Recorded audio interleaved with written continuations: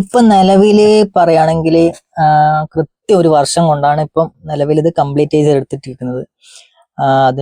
അതായത് ഈ ഒരു വർഷം കംപ്ലീറ്റ് ഞാൻ ഇതിൻ്റെ അകത്ത് മാത്രമല്ല, ശരിക്കും ഞാനൊരു ടാറ്റു സ്റ്റുഡിയോ നടത്തുന്നുണ്ട്. സ്വന്തം സ്റ്റുഡിയോ ആണ്, ആർട്ടിസ്റ്റായിട്ട് തന്നെ വർക്ക് ചെയ്യാണ്.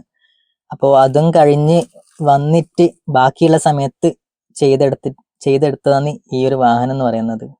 നിലവിൽ ഏകദേശം 3.സംതിങ് 3.5 ലാക്ക് സംതിങ് ചെലവായിട്ടുണ്ട് നിലവില്.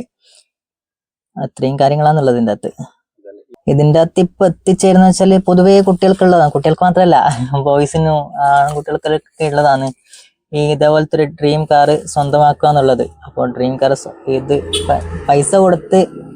പൈസ കൊടുത്ത് വാങ്ങിക്കാൻ പറ്റൂല എന്ന് മനസ്സിലാക്കിയത് കൊണ്ടാണ് ഇങ്ങനെ ഒരു സാധനം ഉണ്ടാക്കിയെടുക്കാന്ന് തീരുമാനിച്ചത്.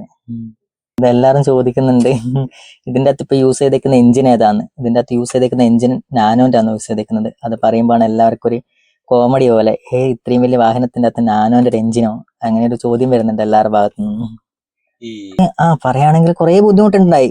ഇത് ഒറ്റയ്ക്ക് ചെയ്യുന്നതുകൊണ്ട് അതിന്റെ ഒരു ബുദ്ധിമുട്ടും ഉണ്ടായിരുന്നു. അത് അലൈൻമെന്റ് എന്ന് വെച്ചാൽ ഈ ലോവർ റാമ്പ്, അപ്പർ റാമ്പ്, അതുപോലെ സസ്പെൻഷൻ കാര്യങ്ങളൊക്കെ ഓരോ ബൈക്ക് ഇതിൻ്റെ അകത്ത് യൂസ് ചെയ്തേക്കുന്ന സസ്പെൻഷൻ പറഞ്ഞാൽ ബാക്ക് എഞ്ചിൻ വരുന്ന ഭാഗത്ത് യൂസ് ചെയ്തിരിക്കുന്നത് പൾസർ ബൈക്കിന്റെ 2 എണ്ണം വെച്ചിട്ട്, ഒരു സൈഡിൽ 2 എണ്ണം വെച്ചിട്ടാണ് യൂസ് ചെയ്തേക്കുന്നത്.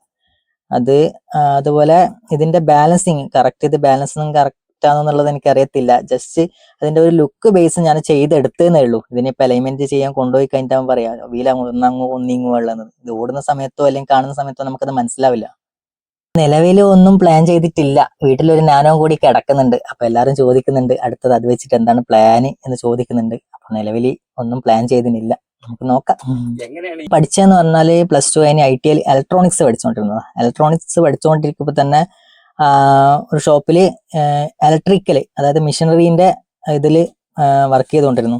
അതായത് കോളേജിലേക്ക് പോകേണ്ട ചെലവിനും എന്റെ വട്ടച്ചെലവിനും കാര്യങ്ങളൊക്കെ ആയിട്ട് അവിടെ വർക്ക് ചെയ്ത് ഫണ്ട് ഉണ്ടാക്കേണ്ടിയിട്ട് പോയതാണ്. അവിടെ നിന്നാണ് ഈ മോട്ടർ, വൈൻഡിങ്, ഗിയർ ഇതൊക്കെ തമ്മിലുള്ള ഒരു കണക്ഷൻ വന്നത് അവിടെ വന്നിട്ടാണ്. അതിന്റെ ബേസ് ചെയ്തിട്ടാണ് ബാക്കിയുള്ള ഇതിന്റെ, അല്ലെങ്കിലും ഒരു സാധനം കണ്ടു കഴിഞ്ഞാൽ ഇത് എങ്ങനെ ചെയ്യാം എന്നുള്ളൊരു മൈൻഡ് എനിക്ക് ഉള്ളത് കൊണ്ടും കൂടിയാണ് ഇങ്ങനൊരു സാധനം ഇത്രയും പെർഫെക്റ്റ് ആയിട്ട് കിട്ടിയത് എനിക്ക്.